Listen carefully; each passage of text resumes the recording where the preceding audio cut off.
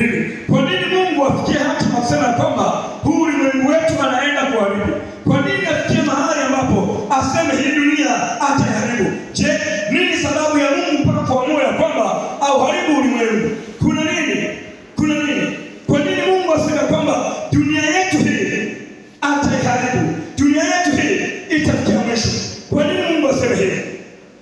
Tukirejeshwa kwenye kitabu cha Mwanzo, kinaeleza jinsi ambavyo huu ulimwengu wetu ulivyoingia kwenye changamoto, jinsi ambavyo mwanadamu alivyoingia kwenye dhambi. Na ndio maana baada ya dhambi kuingia ulimwenguni, tayari dhambi ikatia doa ule uzuri wa ulimwengu ambao Mungu aliyokuwa amekusudia tangu pale mwanzoni ukatoweka. Na ndio maana msamiati wa kwanza tunakuja kuona kwamba dhambi inaanza kutajwa kwenye maisha ya mwanadamu. Dhambi tayari inaanza kutajwa kwenye huu ulimwengu, kwa sababu tayari pale tu mwanzoni ilitokea. Je, dhambi ni nini? Mwandishi wa kitabu cha Yohana wa kwanza 3:4 anasema kwamba yeye atendaye dhambi afanya uasi, kwa kuwa dhambi ni uasi. Biblia inatupeleka mbali nasema kwamba kumbe mtu ili awe ametenda dhambi, kwanza moja lazima aasi sheria. Sheria ya nani? Sheria ya Mungu. Ina maana mtu anapokuwa ana break down, ana violate ile God rules, tayari huyo anahesabika kama mtenda dhambi. Na baada ya Adam na Eva kutenda dhambi, tayari ile dhambi ikachukua nafasi kwenye ulimwengu. Uzuri wa ulimwengu tayari kutoweka. Na ndio maana kadri miaka ilivyozidi kwenda, ndivyo maovu yalivyoongezeka sana. Ndio maana Mungu akafikia tu akasema kwamba dunia hii itafanywa utupu kabisa na kuharibiwa kabisa, maana Bwana amenena neno hilo. Mstari wa 4 anasema kwamba kitabu cha Isaya 24 mstari wa 4 anasema kwamba dunia inaomboleza, inazimia. Dunia inaomboleza, inazimia. Ulimwengu unadhoofika, unazimia. Hii ni misimulizi kadhaa ambayo iliyoelezwa ndani ya Biblia Takatifu. Inaonyesha ni kwa namna gani jinsi ambavyo ulimwengu wetu ulivyoharibika. Ulimwengu wetu jinsi ambavyo ulivyoathiriwa na dhambi. Na ndio tunasema kwamba dunia inaomboleza, inazimia. Ulimwengu unadhoofika, unazimia. Tena watu wa dunia wamedhoofika. Tena wale ambao tunatumainia kwamba wangeweza kutuongoza vizuri kwenye maisha yetu, kuna wakati ambapo inafikia wamefeli kwa sababu ya ile dhambi baada ya kupata nafasi. Sasa kuna magonjwa, sasa kuna vifo, sasa kuna majanga.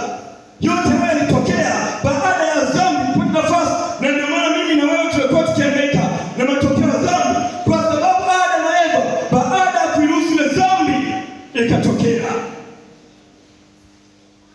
Ile Warumi 5 mstari wa 12 ikakonkludi ikasema ya kwamba kwa hiyo kama dhambi iliingia kwa mtu mmoja, na kwa dhambi hiyo mauti, kwa kuwa wote wametenda dhambi, baada ya wazazi wetu wa kwanza kutenda dhambi, wote tukajumuishwa kuwa watu wa magani watenda dhambi, kwa sababu wale wazazi wetu wa kwanza wameshavunja ile amri, tayari wamemwasi Mungu, wamekiuka kile ambacho Mungu alichomwambia. Ule uhuru wa kuchagua uliwagharimu. Ule uhuru wa kuchagua uliwafanya wao wakaingia kwenye chaguzi ambayo sio nzuri. Na ndio maana asubuhi hii ya leo Mungu anatuita, ametuambia kwamba iko sehemu moja ambayo ina usalama, iko sehemu moja ambayo mwanadamu anaweza kuokoka. Ni sehemu ya kupanda juu ya mlima. Lazima tumwendee Yesu Kristo, maana yeye anaweza kuikomesha dhambi ambayo iliyoingia ulimwenguni. Yeye anaweza kukomesha maasi yote ambayo yaliyoanzishwa tangu kule mwanzoni. Kama utakubali kumruhusu Yesu Kristo atawale ndani ya moyo wako, kama unatamani kwamba mambo yako yaende vizuri, dhambi hii isikuathiri, lazima ukubali kumtanguliza Yesu Kristo. Kwa nini Yesu Kristo? Kwa sababu yeye kwanza moja alikuja duniani. Baada ya kuja duniani mbili na ule mstari wa 18, msomaji nasemaje? Kitabu cha Ufunuo 2 mstari wa 18. Kuna jambo la pekee. Ufunuo 2:18 nasema, twende Na kwa malaika wa kanisa lililoko Thiatira. Hebu rudi moja, twende. Moja, rudi sura ya kwanza. Tutarudi baadaye hapo. Rudi kwa sura ya kwanza pale. Sura ya kwanza mstari wa 18 hapo. 18 anasema, twende. Na aliye hai. Tena tunatambulishia kwamba Yesu Kristo aliye hai. Nami nalikuwa nimekufa. Tena akasema mimi nalikuwa nimekufa. Na tazama ni hai hata milele na milele.